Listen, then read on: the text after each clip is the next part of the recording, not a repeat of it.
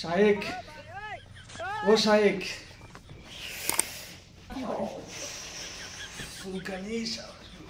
কি যে সমস্যা কি? এবার কি ঈদে মিলাদুন্নবী বেদাত ফতোয়া দিবেন না? ঈদে মিলাদুন্নবী আসলে পুরো শরীর চুলকায় শায়েক। ঈদে মিলাদুন্নবী চলে আসতেছে, মানে এর বেশি দিন বাকি নাই। হ্যাঁ, এটা তো আমি জানি। এখন কি করবো কত তুমি? এখন আমরা কি করতে পারি? আমার তো পুরো শরীর চুলকাইতে আছে, ঈদে মিলাদুন্নবী চলে আসতে আছে। হ্যাঁ, আমার শরীর পুরো চুলকাই, পুরো শরীর আমি একবার রক্তাক্ত করে ফেলছি চুলকাই। এখন কি করার?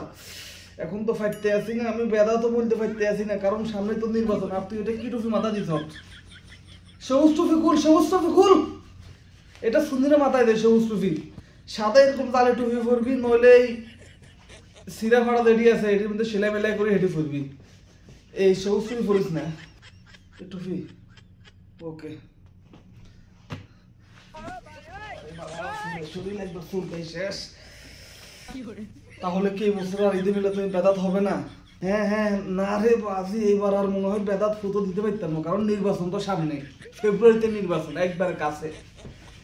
হ্যাঁ হ্যাঁ, না না না, এবার বেদাত ফুটো দেওয়া সম্ভব হতো না, কারণ তারা এমনিতেই সুন্নিরা আমগুর উপরে খেপি রয়েছে যে কি আমরা এরকম মসজিদ মাদ্রাসা সব দখল করে ফেলছি। এর মধ্যে আবার যদি কই ঈদে মিলাদ তুমি বেদাত, তাহলে তো একবারে ফুরাই গেছি আমরা। তাও দুই একটা ভোট আশা ভরসা আছে, ওই ভরসাও থাকবো না আর।